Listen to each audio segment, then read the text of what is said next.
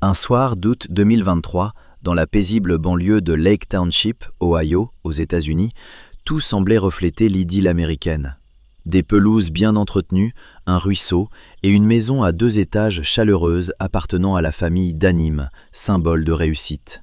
Melissa, 42 ans, venait de rentrer du travail auprès de ses 3 enfants. Sa fille aînée, Renée, 15 ans, rangeait soigneusement sa flûte dans son étui. Amber, 10 ans, partageait ses projets de vacances, tandis que le plus jeune, Evan, 9 ans, jouait dans sa chambre. De l'extérieur, cette famille ressemblait à une image tirée d'un magazine vantant le bonheur familial. Pourtant, derrière cette façade d'harmonie, un mécanisme invisible commençait à se mettre en marche. Un homme dans la maison, méthodiquement, vérifiait le chargeur de son pistolet. Les voisins le décrivaient comme une personne calme et courtoise. Personne ne se doutait que, sous cette apparence, une force sombre et destructrice grandissait en lui. En quelques heures, ce foyer parfait allait basculer dans l'obscurité la plus totale, et les rues d'Aguayo allaient être secouées par un choc profond. 2 jours après l'alerte donnée par une collègue de Melissa, les policiers découvriraient une scène terrifiante, figée dans le temps. Chaque victime serait retrouvée dans sa chambre. Voici l'histoire de ce qui s'est passé derrière les portes closes d'une famille apparemment parfaite, d'un drame soudain et inexplicable qui transforma un homme en un exécuteur impassible, emportant ses véritables motivations dans la tombe. Melissa Murphy est née en 1981 à Agaya. Dès son plus jeune âge, elle avait la volonté d'exceller dans tout ce qu'elle entreprenait. Elle étudia avec assiduité et envisagea rapidement d'accéder à l'enseignement supérieur. Dès qu'elle eut son diplôme en main, elle savait qu'elle poursuivrait ses études au Westminster College. Elle ne s'arrêta pas là, obtenant ensuite un MBA à l'Université nationale du Kenya, puis un master en fiscalité à l'Université d'Akron. Tout cela dans le but d'obtenir un emploi bien rémunéré et de bâtir une carrière solide. Je m'appelle Marc Lefebvre, vous regardez la chaîne Vérité Sombre. Merci de regarder mon contenu. Je serai ravi de votre abonnement et like. Bon visionnage. Peu après ses études, Melissa trouva un poste dans un cabinet comptable où elle travailla pendant 18 ans, se spécialisant dans la fiscalité. En juin 2023, elle devint même associée à part entière du cabinet, une de ses nombreuses réussites. Elle reçut plusieurs distinctions importantes pour son travail. En dehors du bureau, elle s'investissait beaucoup, notamment dans le sport et le tourisme. Elle obtint un certificat d'instructrice de tir à l'arc. Mais la carrière et le développement personnel ne constituaient pas l'essentiel de sa vie. Melissa avait une famille, un mari aimant et des enfants. À la fin des années 1990, elle rencontra Jason Dunham, né en 1977 dans la banlieue voisine d'Aga. Peu de choses sont connues sur son enfance. Son histoire devient plus claire à partir de ses études supérieures. Il obtint un diplôme en économie et gestion. Durant les 6 dernières années de sa vie, Jason dirigea une entreprise privée, offrant des services de conseil en développement commercial et en vente. Lorsque le couple se rencontra, leur carrière était déjà bien lancée. Ils savaient tous deux ce qu'ils voulaient dans la vie. Ils rêvaient d'une famille solide et de prospérité qu'ils commencèrent à bâtir ensemble. Leur relation se développa harmonieusement. Grâce à leurs efforts, ils formèrent une famille unie. Leur première fille, Renée, naquit en 2008. Elle fut un enfant très attendu. Le couple avait essayé d'avoir des enfants pendant plusieurs années, et sa naissance fut une immense joie. Ils ne s'arrêtèrent pas là. 3 ans plus tard naquit Amber, puis Evan 3 ans après. Avant 2008, Melissa et Jason avaient emménagé à Lake Yip, une petite ville de l'Ohio, loin du tumulte des grandes métropoles, avec une population d'environ 7000 habitants. Ils y achetèrent une grande maison et gagnèrent rapidement la confiance et le respect des habitants. Leur famille, parfaite en apparence, renforça cette impression, surtout après la naissance de leurs enfants. Le couple était respecté et actif dans la communauté dès le début. Leurs enfants renforçaient leur union. Pendant que les parents travaillaient dur, les filles et le garçon menaient aussi une vie bien remplie. Ils avaient de nombreux amis et de grands projets pour l'avenir. Les filles d'Anim étaient très engagées dans le scoutisme dès leur plus jeune âge. Evan, dès qu'il en eut l'occasion, devint également scout. Selon les proches, c'était surtout grâce à leur mère. Melissa participait avec enthousiasme à toutes ces activités depuis son enfance. Jason ne montrait pas autant d'intérêt, mais soutenait sa famille dans ses engagements. Melissa s'impliquait dans le bénévolat lié au scoutisme et était membre de cette organisation dans le nord-est d'Agay. Elle supervisait personnellement la vente annuelle de biscuits organisée par les scouts. Les enfants pratiquaient aussi des sports. Ils faisaient partie de l'équipe de natation et obtenaient d'excellents résultats en compétition. René aimait la musique, jouait dans un groupe de jazz et faisait partie de l'orchestre de son école. Amber jouait aussi dans l'orchestre, mais préférait la course de fond, à laquelle elle consacrait beaucoup de temps. Mais cela ne s'arrêtait pas là. Chaque membre de la famille avait ses propres loisirs. René lisait beaucoup, jouait aux jeux vidéo, dessinait et aidait ses parents au jardin. Elle était connue pour être un garçon manqué. Amber était plus féminine, aimait cuisiner, faisait un peu de couture amateur et s'intéressait aux activités plus classiques pour les filles. Elle aidait aussi sa sœur au jardin et cuisinait souvent. Evan aimait le sport, les jeux vidéo, la lecture, les casse-têtes et pouvait résoudre un cube de Rubik en moins de 2 minutes. Cette famille idéale était complétée par 2 chiens et 2 chats qui passaient la plupart de leur temps avec les enfants. En 2023, tout semblait suivre son cours habituel. Les parents étaient occupés par leur carrière et consacraient tout leur temps libre à leurs enfants. Ces derniers s'amusaient et faisaient leurs premiers pas vers un avenir prometteur. Ils donnaient toujours l'impression d'être des personnes fiables et constantes, devenues un exemple pour leur entourage. C'est pourquoi la fin tragique de leur histoire bouleversa tout le monde. Le couple était très responsable. Personne ne manquait le travail. Les enfants participaient régulièrement à toutes leurs activités extrascolaires. C'est pour cela que, fin août de cette année-là, le changement brutal de comportement du chef de famille et de son épouse fut rapidement remarqué. Le 23 août 2023, Melissa manqua le travail pour la première fois sans raison valable. Elle avait déjà pris des congés auparavant, mais il lui était inhabituel de ne pas se présenter au bureau sans prévenir. Ses collègues tentèrent à plusieurs reprises de la joindre, mais elle ne répondit pas. Cependant, personne ne s'empressa de tirer des conclusions hâtives. Melissa jouissait d'une bonne réputation et la direction ne lui mit pas la pression. On supposa qu'elle avait un empêchement majeur et qu'elle ne pouvait pas se manifester, mais qu'elle finirait par s'expliquer. Tout le monde savait que les Danim formaient un couple respectable, sans conflit apparent. Si Melissa ne venait pas travailler, c'était forcément pour une bonne raison. On pensa qu'elle avait une urgence à gérer et qu'elle viendrait bientôt tout expliquer. Mais le lendemain, le 24 août, elle ne se présenta encore pas au travail. Les tentatives pour la joindre restèrent vaines. Son mari ne répondait pas non plus au téléphone. Après 2 jours d'absence, une collègue de Melissa s'inquiéta et trouva ce comportement suspect. Elle savait que Melissa attachait beaucoup d'importance à son travail et était fière de sa carrière. C'était une employée fiable, toujours ponctuelle, et il lui était impensable de simplement abandonner son poste. Cela se confirmait aussi par sa récente nomination en tant qu'associée de l'entreprise, intégrée à l'équipe de direction. Ignorer tous les appels était donc totalement inhabituel. C'est pourquoi une collègue, qui était aussi une amie proche, décida de contacter la police pour leur demander de vérifier le domicile familial. Vers 19h30, les agents se rendirent chez les Danem pour effectuer une vérification. La situation paraissait alors très inquiétante. On apprit que les enfants du couple n'étaient pas non plus allés à leurs activités extrascolaires depuis 2 jours. Quant à Jason, il n'était pas allé travailler, mais sa famille ne s'était pas encore inquiétée, n'ayant pas l'habitude de l'appeler fréquemment. En arrivant sur place, les policiers remarquèrent immédiatement que les 2 voitures du couple étaient garées dans l'allée, ce qui laissait penser qu'ils étaient chez eux.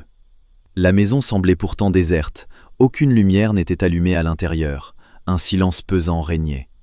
L'inspection extérieure des véhicules ne révéla rien d'anormal, mais le courrier était plus inquiétant. La boîte aux lettres débordait, plusieurs colis, livrés par un transporteur, étaient posés sur le porche.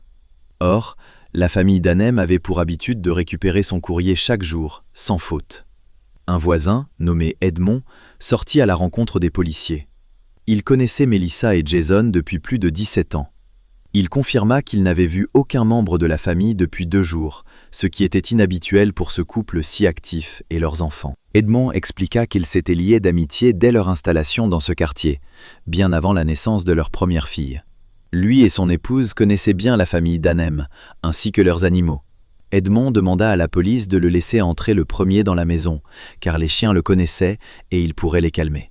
Il craignait que les animaux perçoivent les policiers comme une menace et deviennent agressifs. Il se proposa donc d'aider à maîtriser la situation, sans savoir qu'ils allaient découvrir quelque chose d'incontrôlable à l'intérieur. Plus tard, les agents qui étaient intervenus déclarèrent avoir assisté à la scène la plus horrible de toute leur longue carrière. Dès l'ouverture de la porte, il était évident que quelque chose de terrible s'était produit. Une odeur nauséabonde envahit les lieux. Les animaux de la famille étaient en bonne santé, mais si effrayés et abattus qu'Edmond n'eut pas besoin de les retenir. Le salon était propre et aucun signe de lutte n'était visible. En inspectant les autres pièces, les policiers trouvèrent d'abord le corps d'Evan, 9 ans, dans sa chambre. L'enfant avait reçu plusieurs blessures par balle à la tête et au haut du torse. Puis ils découvrirent les corps d'Amber, 12 ans, et de René, 15 ans.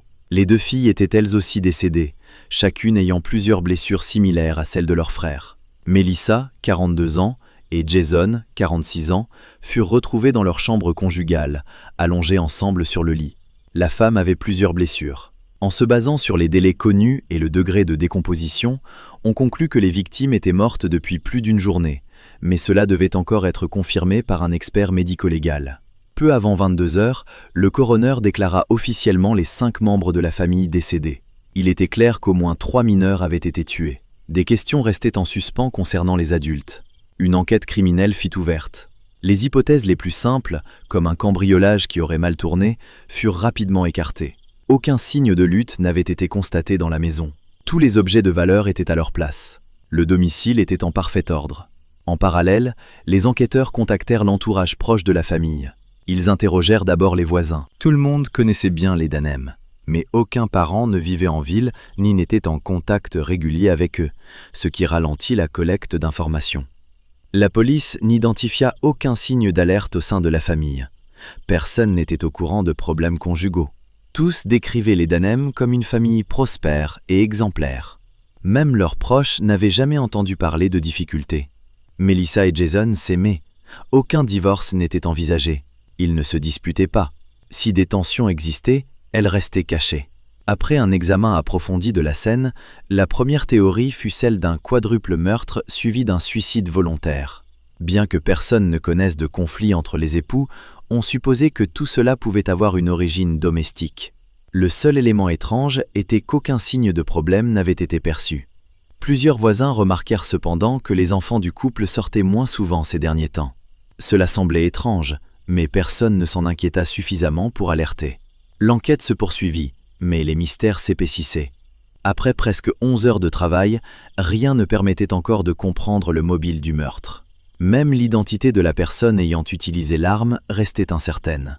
Le lendemain de la découverte des corps, le service du shérif publia un communiqué mentionnant les noms des victimes et précisant qu'elles étaient toutes mortes de blessures par balle, sans autres détails. Par ailleurs, plusieurs proches savaient que Jason et Melissa possédaient des permis de port d'armes dissimulés. Chacun avait son propre pistolet. Les analyses en laboratoire révélèrent que l'arme du crime était le pistolet de Jason, retrouvé près de son corps. Tous les tirs provenaient de cette arme. Le pistolet de Melissa, lui, avait été retrouvé dans un coffre, intact et inutilisé. Les seules empreintes et traces d'ADN sur l'arme étaient celles de Jason. L'examen balistique confirma que, d'après la trajectoire et la blessure d'entrée, c'était Jason qui s'était donné la mort. Cela correspondait au fait que chaque membre de la famille présentait plusieurs blessures, tandis que l'homme n'en avait qu'une, à la tête. Des prélèvements effectués sur les mains des défunts révélèrent la présence de microparticules métalliques uniquement sur la main droite de Jason. Les mains de Melissa, René, Amber et Evan étaient propres. Ils n'avaient pas touché l'arme, ni tenté de la saisir. On en déduisit donc que Jason avait tué sa femme et ses enfants avant de se donner la mort. L'enquête s'orienta dans cette direction. Il fallait désormais comprendre ce qui avait pu pousser cet homme respectable et exemplaire à commettre un acte aussi tragique contre la famille qu'il avait construite toute sa vie. Les voisins et la famille décrivaient Jason comme un homme fort et autoritaire, mais aussi positif et amical. Sa gentillesse naturelle lui permettait de résoudre les problèmes les plus complexes, d'autant que sa femme n'était pas en reste. Le chef de famille était un excellent gestionnaire, gagnait bien sa vie et soutenait pleinement sa famille pendant la grossesse de sa femme. Il ne se plaignait jamais de Melissa ni des enfants. Personne ne l'avait vu en colère contre elle, ni proférer de paroles déplacées ou blessantes. Le couple semblait mener une vie épanouie. Malgré son caractère affirmé, personne ne pouvait croire que Jason ait pu tuer ses proches. Pendant ce temps, les médias commencèrent à couvrir largement cet événement tragique. L'affaire fut qualifiée de l'une des plus sanglantes de l'histoire de la ville, attirant une attention considérable. Malgré l'absence presque totale d'informations, les journalistes se sont empressés de spéculer, évoquant les causes possibles de cette tragédie. Les rumeurs se sont rapidement répandues dans toute la ville. Les habitants cherchaient à comprendre ce qui avait pu pousser Jason à commettre un acte aussi terrible. D'ailleurs, il était considéré comme le responsable bien avant que la police ne confirme officiellement cette hypothèse. Les dossiers médicaux des 5 membres de la famille ont été examinés. Aucun d'eux ne présentait de troubles mentaux. Ils n'étaient pas sujets à des accès d'agressivité ni à des troubles dépressifs. Ensuite, une vérification approfondie des téléphones portables et autres supports numériques des membres de la famille a été effectuée. Les données étaient nombreuses, notamment parce que les 2 parents travaillaient sur ordinateur. Pourtant, les enquêteurs n'ont rien trouvé de suspect. Le couple ne s'était pas retrouvé dans des situations sentimentales compliquées. Leur correspondance était calme, sans menaces ni conflits. L'hypothèse d'une agression venant d'un harceleur, d'une personne jalouse ou d'un admirateur secret n'a pas été confirmée. Même les recherches sur Internet étaient tout à fait ordinaires, typiques d'une famille américaine moyenne. La dernière activité sur le téléphone de Melissa s'est terminée au milieu d'une conversation de travail habituelle. L'absence totale de casier judiciaire chez les 2 époux renforçait l'étrangeté de la situation. Leurs infractions les plus graves consistaient en quelques contraventions de stationnement. L'attention portée à leur vie professionnelle n'a rien donné. Ils travaillaient simplement, sans concurrents ni conflits. Les collègues de Melissa et Jason ont confirmé cela aux policiers. Une motivation financière a été exclue. Même s'ils possédaient des assurances, ils n'avaient aucun problème d'argent. Comme les tests sur les adultes n'ont rien révélé, les enquêteurs se sont tournés vers les enfants. L'aîné avait 15 ans et traversait l'adolescence, une période parfois rebelle. Toutefois, les circonstances dans lesquelles les corps ont été découverts rendaient cette hypothèse peu probable. Les enfants n'avaient pas de relation avec des adolescents à problème, et leurs réseaux sociaux ne montraient aucun contact avec des personnes potentiellement dangereuses. Quel que soit le chemin exploré par les enquêteurs, cela menait à une impasse. Personne n'avait jamais entendu parler de disputes entre Melissa, Jason et les enfants. Les archives policières ne montraient aucun appel à cette adresse avant la tragédie. Aucun incident n'avait été signalé. Tous les voisins connaissaient bien la famille Danem et ne voyaient aucune raison pour que la police intervienne. Aucun de traces d'alcool, de substances illicites ou de médicaments puissants n'a été retrouvé dans le système de Jason. Au moment du drame, il était dans un état d'esprit parfaitement lucide. Cela écartait complètement la théorie policière d'une psychose due à la drogue ou d'un délire alcoolique.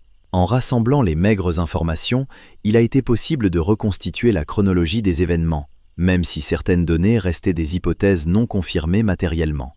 L'examen des images de vidéosurveillance des maisons voisines et des caméras de circulation a confirmé que le couple et leurs enfants étaient bien chez eux le soir du 22 août 2023. Chacun était rentré à son heure après le travail ou les cours, mais personne n'est sorti vivant. Aucun étranger n'a pénétré dans la maison. Il semble que peu après le retour du chef de famille, une dispute avec son épouse ait dégénéré. Jason a pris son arme et a tiré sur Melissa, qui se trouvait déjà couchée. Elle n'a pas eu le temps de se défendre et est morte presque instantanément. Ensuite, l'homme est allé dans la chambre des filles. Il a d'abord tiré sur la plus jeune, puis sur l'aînée. Seul René a réagi au coup de feu, apparemment en tentant de fuir, mais la balle l'a rattrapé. Le dernier à mourir fut le fils, Evan, qui dormait paisiblement dans sa chambre. Après ce quadruple meurtre, Jason est retourné dans la chambre de sa femme. Melissa ne montrait plus aucun signe de vie. L'homme s'est allongé à côté d'elle et s'est donné la mort presque immédiatement. Les corps sont restés dans la maison avec les animaux domestiques qui n'ont même pas pu sortir. Le seul bruit entendu par plusieurs voisins en promenant leurs chiens devant la maison des Danem était les aboiements des animaux. Cet événement a profondément choqué la communauté locale. Beaucoup d'habitants de Lake Town connaissaient cette famille depuis des décennies et ne pouvaient imaginer une fin aussi tragique. Edmund, un voisin qui avait aidé la police à entrer dans la maison, connaissait les enfants de Melissa et Jason depuis leur plus jeune âge. Les 2 parents avaient largement contribué non seulement à l'éducation de leurs enfants, mais aussi à la vie locale. En plus de sa carrière, Melissa s'engageait dans le bénévolat. La perte a également touché les jeunes de la ville. Les 3 enfants participaient activement à la vie communautaire. Ils devaient se produire lors d'événements sportifs et de soirées musicales. L'orchestre de l'école comptait notamment sur la participation des 2 filles pour les prochains concerts. Pour soutenir ceux qui connaissaient les Danem, une équipe de psychologues spécialisés en gestion de crise a été mobilisée. Ils ont rencontré les élèves et le personnel des organisations fréquentées par la famille.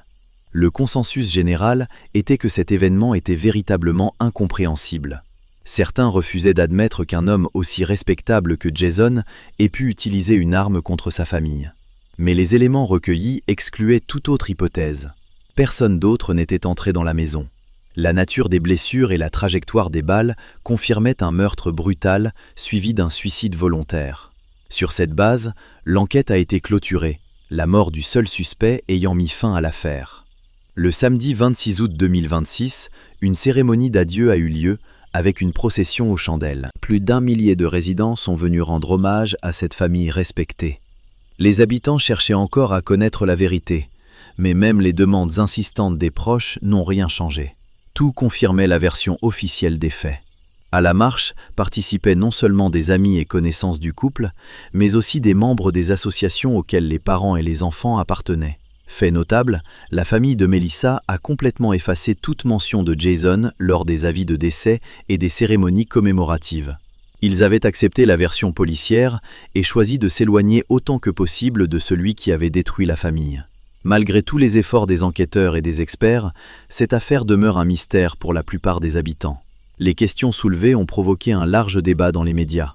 Des dizaines de spécialistes, notamment en psychologie et psychiatrie, ont été sollicités. En effet, ce type de drame devient de plus en plus fréquent aux États-Unis. Le phénomène est devenu si marqué qu'un terme spécifique, annihilation familiale, a été créé pour le désigner. Ce qui caractérise tous ces cas, c'est le meurtre du conjoint et des enfants suivi d'un suicide volontaire. Si parfois le mobile est évident, dans d'autres cas, comme celui-ci, les raisons restent obscures. Depuis 2020, plus de 200 crimes de ce type ont été commis aux États-Unis, faisant 3 victimes ou plus à chaque fois.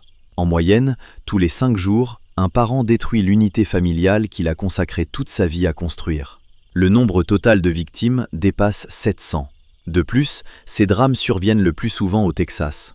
Une semaine plus tôt, la police d'Oklahoma City avait dû intervenir dans une affaire similaire, où 2 enfants âgés de 2 et 9 ans, ainsi que leur mère et leur père, avaient perdu la vie. Le plus souvent, les personnes prennent les armes à cause de difficultés financières et de troubles psychologiques. Une perception déformée les pousse à croire que la mort de leurs proches est le seul moyen de les libérer de la souffrance. Mais Jason Dunham pensait-il la même chose ? Dans le cas de la famille Danim, ainsi que dans des situations similaires, les experts identifient 4 signes cachés annonciateurs de menaces. Le premier est l'isolement social progressif de la famille. Le premier signe est le rétrécissement du cercle social, imposé par l'homme sous un prétexte plausible. Il commence doucement à limiter les contacts de sa femme avec ses amis et sa famille, et les sorties des enfants deviennent moins fréquentes. Les voisins ont ensuite raconté qu'avant la tragédie, les 3 enfants de la famille Danim avaient soudainement cessé de jouer dans le jardin et de sortir avec les enfants du voisinage aussi souvent qu'avant. La famille s'est refermée sur elle-même, enfermée entre 4 murs. Le deuxième signe est un contrôle pathologique sous le masque de la bienveillance. L'homme exerce un contrôle total sur la vie de ses proches, les privant de leurs limites personnelles. Il gère l'emploi du temps de chaque membre, les dépenses financières et s'immisce dans tous les détails du quotidien. Cette attention excessive, étouffante, est souvent perçue par les autres comme celle d'un mari et père idéal, alors qu'en réalité, il s'agit d'une forme de domination totale. Le troisième signe est l'instauration d'un ordre stérile, un calme avant la tempête. Lorsque la personne a déjà pris une décision fatale, son chaos intérieur cède paradoxalement la place à un calme absolu à l'extérieur. L'homme cesse soudainement de se disputer, semble apaisé, commence à ranger méticuleusement ses affaires, organise ses documents, vide la mémoire de ses appareils électroniques, jette ce qui est inutile, ou, au contraire, offre des cadeaux sans raison à ses proches. Son esprit se libère du tourment du choix. Le plan est prêt, et la personne se prépare inconsciemment à l'issue finale.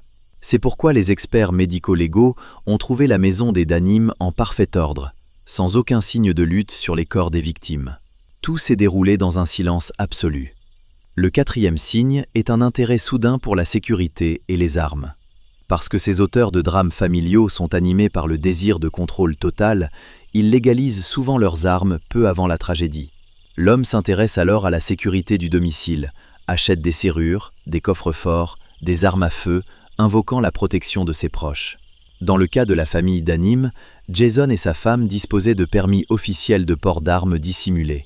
La présence d'armes à la maison était perçue comme une part normale de la vie américaine, mais ce sont ces armes qui ont finalement servi à commettre le drame. En criminologie, ce phénomène est ce qui effraie le plus les experts. Aux yeux du monde extérieur, ces signes d'un auteur de drame familial ressemblent aux traits d'un mari et père idéal, attentif à son foyer, qui ne sort pas, ne se dispute avec personne et protège sa maison. Mais en réalité, face à de tels signes, il faut rester vigilant. Le plus terrible dans la dévotion, c'est sa cécité. Nous avons l'habitude de chercher le mal dans l'obscurité, de craindre les pièges des ennemis et de verrouiller les portes face aux étrangers. Mais le véritable cauchemar commence lorsque la principale source de danger est celle qui tient votre main. Tout semblait parfait ce soir-là dans la maison des Danim. Les enfants s'étaient endormis en souriant, sûrs que leur père veillait sur eux. Ils lui faisaient une confiance absolue, et c'est cet amour pur et inconditionnel qui les a rendus vulnérables face au drame imminent. Les monstres ne sortent pas toujours de l'ombre avec des visages déformés par la colère. Parfois, ils vous couvrent doucement d'une couverture, vous embrassent sur le front et éteignent la lumière en silence, sachant que ce sommeil sera le dernier. Les gyrophares des voitures de police ne pouvaient plus rien réparer, et le silence vide des pièces a enterré à jamais les réponses aux questions « comment » et « pourquoi ». Tout ce que nous pouvons faire, c'est contempler les ruines d'une confiance brisée et nous poser une question effrayante. Si le mal le plus cruel peut porter le masque d'un amour sincère, comment être sûr que la personne à qui vous confiez votre vie ne prépare pas en ce moment même votre fin? Vous avez regardé la chaîne Vérité Sombre. Merci d'avoir regardé et bonne journée.